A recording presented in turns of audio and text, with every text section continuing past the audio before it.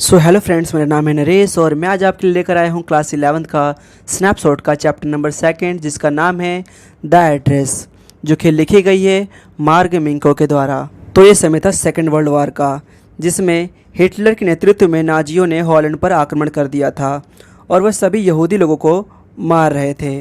लेखिका भी एक यहूदी थी, इसीलिए उनकी माँ उनको लेकर किसी दूर देश को चली जाती हैं। जाने से पहले वो अपने घर को और घर के सामान को एक ऐसी औरत को सौंप के जाती हैं जिनको वो अच्छे से जानती थी। अब लेखिका काफ़ी बड़ी हो जाती हैं और अब उनकी माँ की मृत्यु भी हो जाती है, लेकिन लेखिका को अपना घर अच्छे से याद होता है कि हॉलैंड में मेरा घर कहाँ पर है, और वो डिसाइड करती हैं कि वो अपने घर जाएंगी। जब वो वहाँ पहुँचती हैं तो वो औरत उनको वही मिलती है और वो औरत उनको पहचानने से मना कर देती है, ये कहकर कि मैं तुम्हें नहीं जानती, तुम जिससे मिलने आए हो वो कोई और है। लेखिका को कुछ सबूत मिल जाते हैं जिससे उसको ये पक्का पता चल जाता है कि वो औरत वही है जिसको उसकी माँ ने अपने सामान और अपना घर सौंप के गई थी। लेकिन फिर भी वो औरत उसको मना करती रहती है कि मैं तुम्हें नहीं जानती।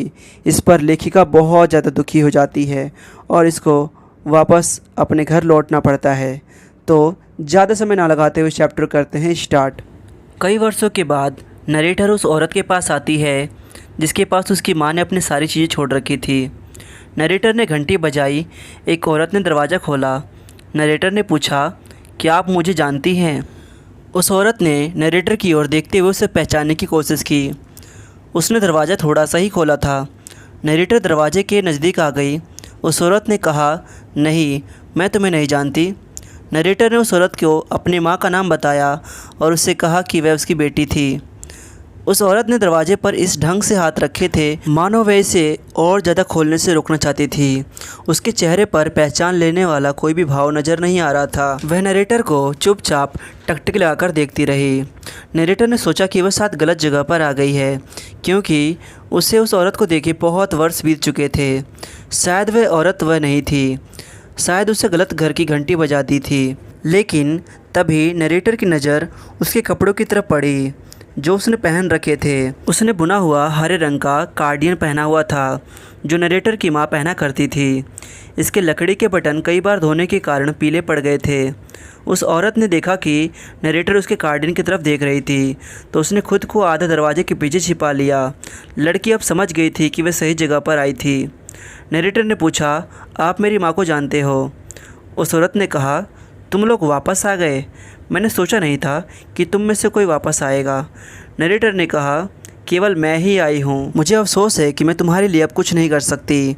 उस औरत ने कहा। नरेटर ने कहा, मैं स्पेशली यहाँ पर ट्रेन से आई हूँ और मैं आपसे थोड़ी देर के लिए बात करना चाहती हूँ। उस औरत ने कहा, मैं तुमसे इस समय बात करने के लिए कंफर्टेबल फील नहीं कर रही हूँ, तुम किसी और समय आना। और उसने तुरंत दरवाज़ा बंद कर दिया। नरेटर ने नेम प्लेट को दोबारा देखा और इस पर सफ़ेद पेंट के ऊपर काले अक्षरों में डार्लिंग लिखा था और इसके थोड़ा सा ऊपर नंबर भी लिखा था, नंबर 46। नरेटर धीरे धीरे वापस स्टेशन की तरफ चल दी। वह अपनी माँ के बारे में सोचने लग जाती है जिसने उसे कई वर्षों पहले ही पता दिया था और अब काफ़ी समय बीत चुका था और वह देख सकती थी कि कमरे में बहुत से बदलाव आ चुके थे। वहाँ से कई चीज़ें गायब हो चुकी थी। तब उसकी माँ ने श्रीमती डार्लिंग के बारे में बताया था। वह उसकी माँ की पुरानी जानकार थी जिसे उसकी माँ ने कई वर्षों तक नहीं देखा था, और वह अचानक से आ गई और नरेटर की माँ से उसने दोबारा से संबंध बना लिया और वह इस तरह से कई बार उसके घर पर आया जाया करती। इससे पहले नरेटर ने उसके बारे में कुछ नहीं सुना था। हॉलैंड में रहने वाले सभी यहूदी नाजियों से बहुत डरते थे और इसीलिए बहुत से यहूदी अपने देश को छोड़ के भाग गए, और नरेटर और उसकी माँ भी यहूदी थे और माँ ने सभी यहूदियों की तरह अपने देश को छोड़ने का निर्णय कर लिया। श्रीमती डार्लिंग को शायद इस बात का पता चल गया होगा। वह यहूदी नहीं थी और उसे युद्ध का कोई डर भी नहीं था, इसीलिए उसने बड़ी मक्कारी से नरेटर की माँ से दोबारा जान पहचान कर ली और नरेटर की माँ को सुझाव दिया कि वह अपना सामान और घर उसके हवाले सौंप दे और वह सब कुछ वो सुरक्षित रखेगी। यदि हमें वहाँ से जाना पड़ गया तो हम सब चीज़ें खो बैठेंगे, वह कहा करती थी। जब नरेटर वापस स्टेशन की ओर जा रही थी तो उसने उन बातों को याद किया जो उसकी माँ उस औरत के बारे में बताया करती। जब भी वह यहाँ से जाती वह अपने घर कुछ न कुछ लेके जाती। चांदी के सारे बर्तन वह एक ही बार में ले गई और ऐसे ही वह घर के बहुत सारे सामान अपने यहाँ ले गई। मेरी माँ ने उससे ऐसा पूछने का साहस भी नहीं किया होता। उसी ने मुझे ये सुझाव दिया। उसने तो इसके लिए जिद भी की कि वह मेरी सारी बढ़िया चीज़ें बचाना चाहती थी। क्या आपने उसे कह दिया है कि हम जब वापस आएंगे तो अपनी चीज़ें ले लेंगे? नरेटर ने पूछा। माँ ने उत्तर दिया, ऐसी बात करना बहुत अपमानजनक होता और सोचो कि वह कितना बड़ा जोखिम उठा रही है, क्योंकि हर बार जब वह दरवाजे से बाहर जाती तो उसके हाथ में भरा हुआ सूटकेस होता। माँ के कहने का तात्पर्य यह था कि वह औरत बड़ी ही मुश्किल से आया करती और यदि वह नाजियों द्वारा देख ली जाती तो मुसीबत में पड़ जाती। इस बात से नरेटर पूरी तरह संतुष्ट ना हुई और फिर उन्होंने इसके बारे में और बात नहीं की। यह सब सोचती और नरेटर स्टेशन पर पहुंच गई। रास्ते में आने वाली चीज़ों की तरफ उसने अधिक ध्यान नहीं दिया। वह युद्ध के बाद पहली बार उन जानी पहचानी जगहों से जा रही थी, लेकिन पुरानी बातों को याद करके वह खुद को परेशान करना नहीं चाहती थी। गाड़ी में बैठे हुए उसके दिमाग में श्रीमती डॉर्लिंग का चेहरा दोबारा आ गया, जैसा पहली बार उसने देखा था। यह उस दिन के बाद सुबह का समय था और नरेटर की माँ ने उसे श्रीमती डॉर्लिंग के बारे में बताया था। नरेटर देर से जागी थी और सीढ़ियों के नीचे उतरते हुए उसने देखा कि उसकी माँ किसी को बाहर छोड़ने जा रही थी। वह एक चौड़ी पीठ वाली औरत थी। नरेटर की माँ ने उस औरत से कहा, यह मेरी बेटी है। उस औरत ने अपना सिर हिलाया और कोट रैक के नीचे पड़ा सूटकेस उठा लिया। उसने भूरे रंग का कोट और बेढंगा सा टॉप पहना हुआ था। क्या यह कहीं दूर रहती है?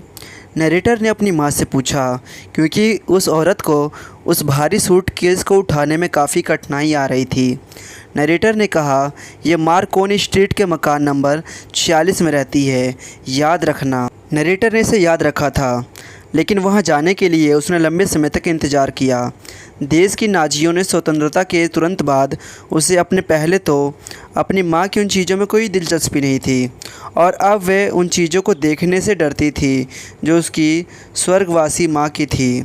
वे चीज़ें जो वर्षों से बक्सों में पड़ी रहती थी, लेकिन एक दिन वह उन चीज़ों के बारे में जानने के लिए बहुत ही एक्साइटेड हो गई और अब भी उसे पते पर होंगी। उसे ये उम्मीद था।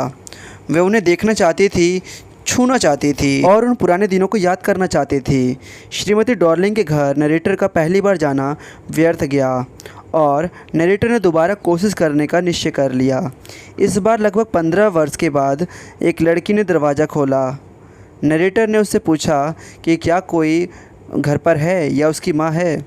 उस लड़की ने उत्तर दिया, नहीं, मेरी माँ किसी काम के लिए बाहर गई है। नरेटर ने कहा, कोई बात नहीं, मैं इंतज़ार करूँगी। नरेटर उस लड़की के पीछे पीछे घर में आ गई। वह पुरानी किस्म का लोहे का बना मोमबत्ती स्टैंड शीशे के बगल में लटक रहा था। नरेटर को तुरंत पता लग गया कि वह उसकी माँ का था। उन्होंने इसका इस्तेमाल कभी भी नहीं किया था। उस लड़की ने नरेटर से कहा, आप बैठेंगे नहीं? नरेटर घबराई हुई सी खड़ी रही। उसने स्वयं को उन चीज़ों के बीच पाया जिन्हें वह दोबारा देखना चाहती थी, लेकिन अब उसके घर के सामान बहुत ही बेढंगे तरीके से रखे हुए थे, जिसको देखकर लेखिका बहुत ही उदास हो जाती है। उसका अपने आसपास देखने का हौसला ना हुआ और वह लड़की उसके लिए एक कुर्सी ले आई। नरेटर उस पर बैठ गई और ऊनी मेज़पोश की तरफ देखने लगी। उसने उसे रगड़ना शुरू कर दिया। रगड़ने से उसकी उंगलियां गर्म हो गई।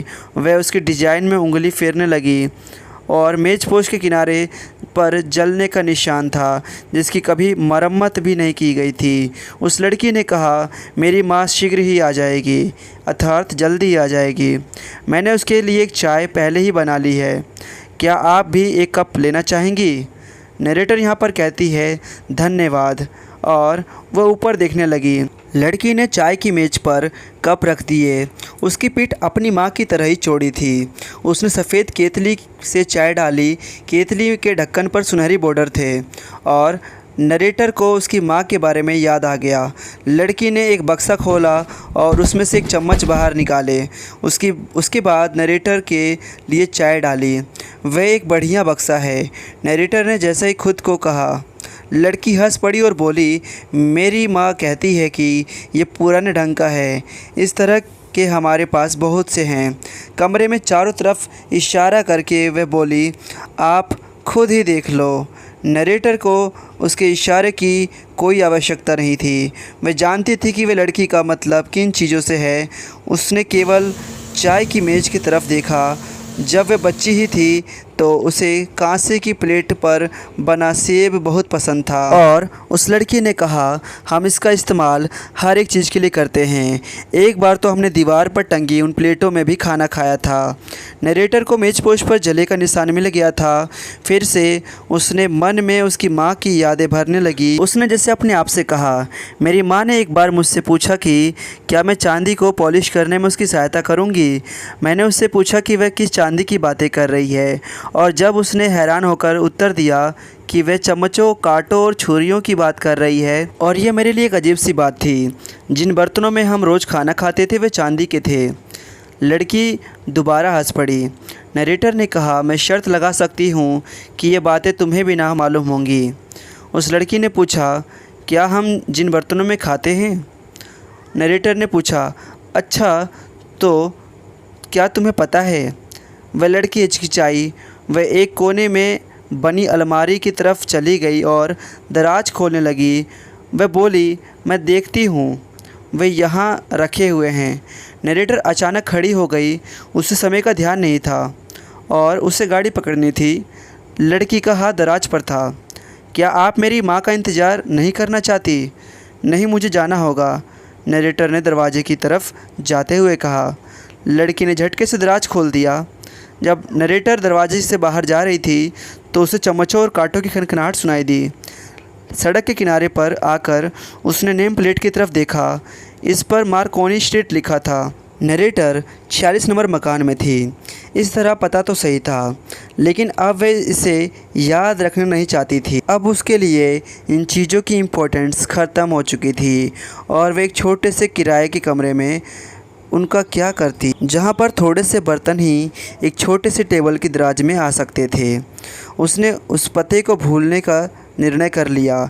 जो सभी बातें उसे भूलनी थी उनमें से उसे यह पता भूलना सबसे आसान लगा। तो यहीं पर इस चैप्टर की एंडिंग हो जाती है।